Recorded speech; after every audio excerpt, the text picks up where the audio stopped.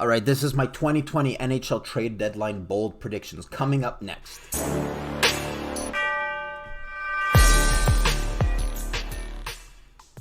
All right, ladies and gentlemen, my name is Matt and welcome to the Sin Bin. Now, around this time of year, February, there's sort of a smell in the air, My hockey senses sort of go off. I get this tingling sensation in my balls. Actually, I should go see a doctor before that metastasizes. But what I'm talking about is that I start speculating, I start predicting, and I am, of course, talking about the NHL 2020 trade deadline. I try to predict which player is going to go where and for what in exchange. So this list, this top 10 list, it's going to be dedicated to my NHL trade deadline bold predictions. Now, number 10, it's what I'm going to consider to be the least bold, something I'm more or less expecting to see already. We've been hearing rumors in the news and whatnot, and the more we go up in the list, all the way up to number 1, that's going to be our most bold. And I'm talking about Doritos Cool Ranch level of bold here. So without further ado, why don't we get started? And I am going to make this fast because I do need to take a shit. And without further ado, number 10, my NHL bold predictions. As you can see, I expect Alec Martinez to get traded to the St. Louis Blues in exchange for Dominic Bach and a 2020 second round pick. Yeah, that might be a lot to give for Alec Martinez, but if the Jason Zucker trade is any indication, teams are going to be overpaying. I feel like that trade sort of set the marketplace, so we're going to see how things are moving forward. Now, the reason why I think Alec Martinez is going to go to the St. Louis Blues, mostly for two reasons. I think the Blues are confident they can do a repeat. The roster hasn't really changed since last year. The only thing that's really changed, leading to my second point, is Jay Bouwmeester. Now, Aces Wild, you wanted me to do a video about it. I'm going to be talking about it more or less Friday. But the problem with Jay Bouwmeester going down, unfortunately, and if you guys haven't heard, he basically collapsed on the bench, is that Jay Bouwmeester, while he wasn't the defenseman he once was when he was drafted 3rd overall by the Florida Panthers, he did eat up a lot of minutes. And with that, he did go up against the best players on the opposition. You're going to need to replace that. And it doesn't look like he's going to come back anytime soon. That's obviously a very major injury. I think that Martinez can serve as more or less a replacement for Jay Bouwmeester on their bottom pairing. So I think Martinez is going to the Blues. All right. My number 9 bold prediction. Joe Thornton, old man Thornton, he's getting traded to the Avalanche. And I said in exchange for a 2020, either a second or a third round pick. I think at this point in his career, it's more so going to be a third round pick. But the reason why I chose the Colorado Avalanche, again, for two reasons. One, they're a relatively young team, all right? A lot of youth. McKinnon, I feel like he's been in the league forever, but he's still a young guy. Rantanen, young guy. Makar, very young guy. Girard, young guy. They need some of that veteran experience. And while he's never won a cup, obviously, he is a Hall of Fame caliber player. And he has made some decent long runs. He did make it all the way to the final. He has that experience. And I think this photo says it all. I mean, if this doesn't scream experience, then I don't know what does. God, someone get that man a sandwich. And some Zydavidine. That's AIDS medication. Anyway, so Joe Thornton to the Colorado Avalanche. And also I think that losing Kadri, they're going to need some sort of replacement. So again, Joe Thornton, Colorado Avalanche for an exchange for a 2020 third round pick. All right, my next one, and again, we're sort of expecting this a little bit.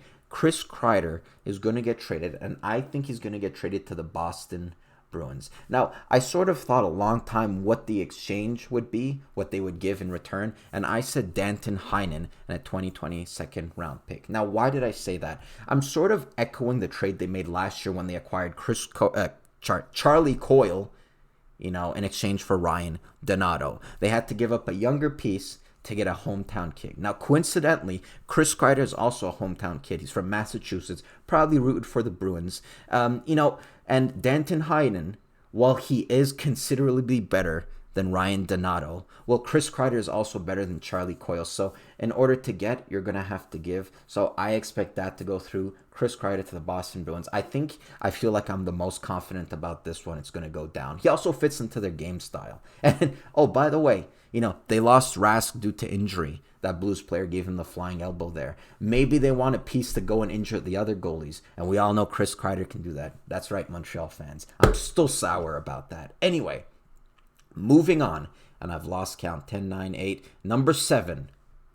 I said Kyle Palmieri, formerly of the New Jersey Devils. Well, he is no longer with the New Jersey Devils because he is getting traded to the Calgary Flames in exchange for forward Mark Jankowski, Jacob Peltier, and a 2020 second round pick. Now, at first glance, that might seem like a very hefty price to get for Kyle Palmieri, but keep in mind, had he played 82 games this year, Kyle Palmieri would be on a 74-point pace, which is incredible given the shitty team he's playing on. So that's one thing. The second reason why I chose the Calgary Flames as a potential destination is because if the past few games were any indication of it, Lindholm has gone from playing second line center to being combined on the big line with Monahan and Goudreau. So that's a really good line. I know they were gangbusters last year, but the problem is after that first line and maybe Kachuk, there's a huge drop off. So they are desperately in need for some forward depth. And I think that, like the stats I just read off, Kyle Palmieri is a decent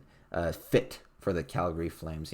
I expect that to go through. All right, next up, and Maple Leafs fan, time to put on your thinking cap because I predict Jonas Brodin to get traded to the Toronto Maple Leafs for goalie Jay Wool. I think it's Justin, and a 2020 second round pick. Now, the reason why I included a goalie is because I don't think that Minnesota is very confident in their goalie tandems currently. I mean, Dubnyk is having one of his worst seasons in years, probably ever since he was with the Oilers. So they're probably going to ask for a goalie prospect in return, and he's one of their best prospects, behind the Littlegrins and the Sandins and the Bracos.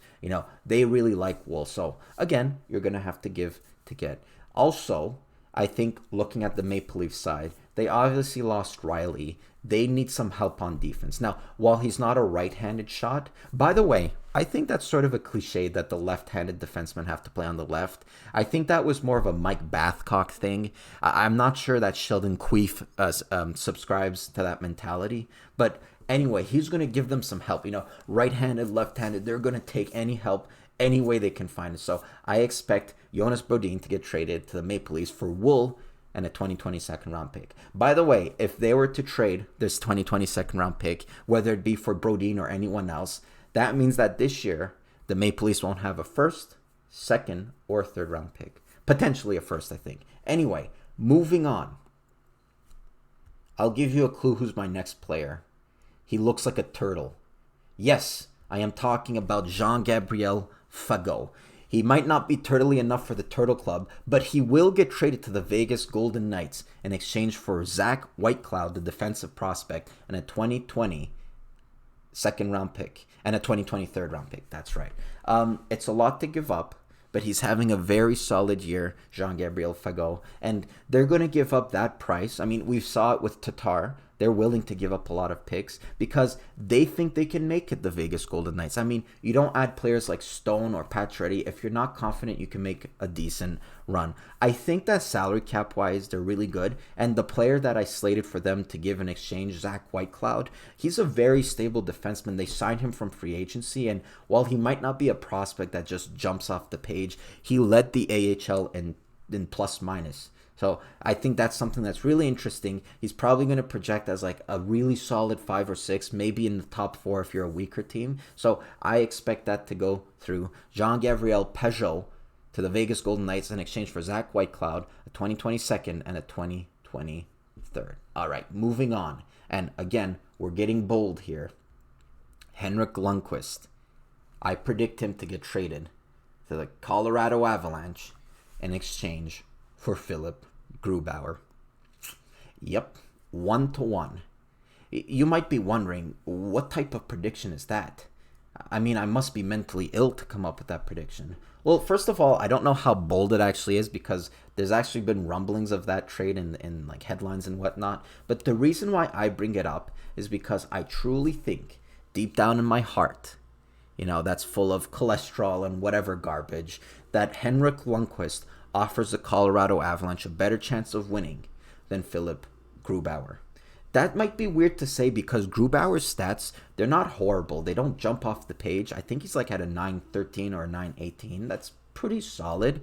And Pavel Francouz, their backup, he's like at a 920 something, which is very, very good. But like I said, I think the experience of Lundqvist is something that really attracts them. Similarly to Joe Thornton that I brought up earlier, they want some of that experience. And if you look at that 2014 run that the Rangers did, it's almost all Henrik Lundqvist. I mean, he carried that team on their back. And also some of it was Chris Kreider because he did take out Carey Price. I'm still salty about that. Anyway, I think that he truly offers the Avalanche a better chance of winning. So we're going to maybe see that. It's, again, very bold. And we're moving into the top 3. Oh, by the way, I forgot to mention, when I Google Lundqvist, all I get is this fat old man. Do you guys know who it is? Anyway, so moving on to our top 3. And again, it's involving the Minnesota Wild. If the Zucker trade was any indication, they are going to be sellers this upcoming draft. Anyway, I expect Matt Dumba to be traded to the Carolina Hurricanes for Jack Bean, Ito Lustanen, and a first-round pick. Doesn't really matter the year. Let's make it a 2020 first-round pick. Now, the reason why I think that Dumba and the Carolina Hurricanes are a match made in heaven is for several reasons. They did lose Justin Falk earlier on this year, and now they lost Dougie Hamilton due to a leg injury. By the way, you're an adult, dude. Stop calling yourself Dougie. We're not kids anymore. Do you see myself calling myself Maddie? No. Call yourself Douglas or Doug. Anyway, I think that he's a suitable replacement for Doug Hamilton. And the reason why I put such a high price, I mean, Jack Bean, really good prospect, Ito Lustanen, good prospect, and a first-round pick, is because I do think if had it not been for this year, Matt Dumba is one of the top defensemen. Look at his stats, not this year, but the year before. He was incredible. I mean, he was one of the defensemen I picked in my fantasy, which was a horrible pick, by the way. But I think if he were to change sceneries, he's going to be very dominant. He's very smooth skating. He can, enhance the breakouts, and he's very physical at the same time. And like I said, Carolina Hurricanes thinks they have a chance. They obviously made it to the Eastern Conference Final last year. They think they have a chance. They just need that little extra push to maybe get them in the playoffs because they're sort of a bubble team right now. And I think that Matt Dumba is that extra push. Also, I'm having Google problems with him too. Every time I Google Dumba, all I get is pictures of goats with fat asses. No joke, try it out, guys. It's really weird. All I get is goats with fat asses. Anyway, so Dumba to the Carolina Hurricanes. All right, next off, and we are getting really bold, okay? We are entering the bold zone. Kasperi Kapanen. Pack your shit. You are getting traded to the Philadelphia Flyers for Travis Sanheim. Again, the Maple Leafs have a lot of issues on defense. They need someone who is not only solid, who doesn't only play the right side. They need someone who has a digestible contract. And I think that Travis Sanheim, he only makes like 3-point-something million. That's a contract they can bring on, and they can exploit the famous Patrick Kane loophole where they don't bring on Morgan Riley until the playoffs start, because once the playoffs start, you can go over the salary cap. It's not a rule. It's a complete loophole for some reason. But anyway, Travis Sanheim, he's having a very good year with the Philadelphia Flyers, so you're going to have to give up someone. And the reason why I said Kasperi Kapanen, maybe I'm a little bit biased because his dad actually played with the Philadelphia Flyers. I remember when he got destroyed by Darcy Tucker. But also, he's sort of been in the media for all of the wrong reasons. I mean, is it just me? But earlier on this year, there was that boneheaded decision where he decided to throw his stick at Jeff Petrie, who later on scored on a breakaway.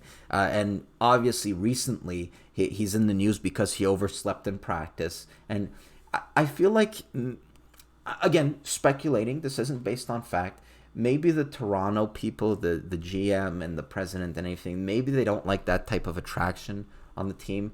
I sort of get vibes of Phil Kessel when he was with Toronto and he was always in the media for the wrong reasons, like eating hot dogs and whatnot. So that's a very bold prediction. I expect Kapanen to get traded to the Philadelphia Flyers for Travis Sanheim. Now, talking about the Maple Leafs, they dished out contracts almost at the same time to Johansson and to Kapanen. And I feel like right now, Johansson looks like the biggest bargain. But anyway, that's just me. And moving on to number 1.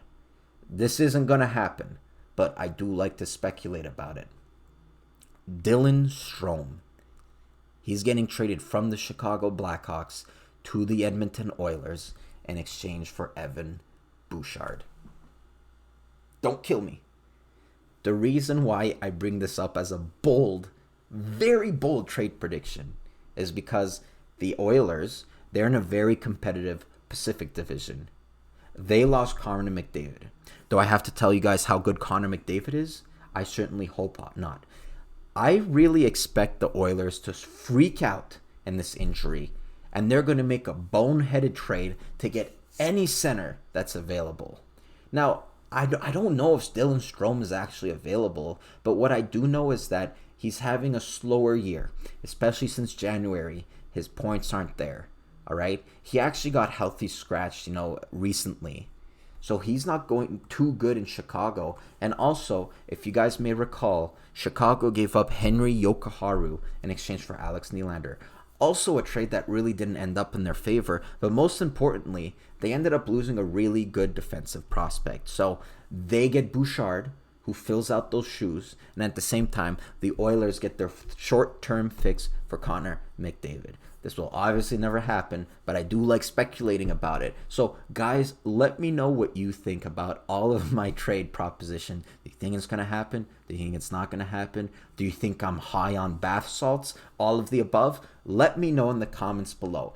Also, if you guys like this type of comment, talking about hockey, make sure to check out the Sin Bin Hockey Podcast. It's every Sundays, 7 p.m. Eastern Standard Time. And make sure to... Actually, that's Fridays. I should have it switched out. God damn it. The Habs Nation podcast is every Sundays, 7 p.m. Eastern Standard Times. I'll definitely have that fixed. And if nothing else, make sure to follow me on Twitter at the Sinbin1996. And without further ado, my name is Matt. Keep your stick on the ice. Goats with fat asses.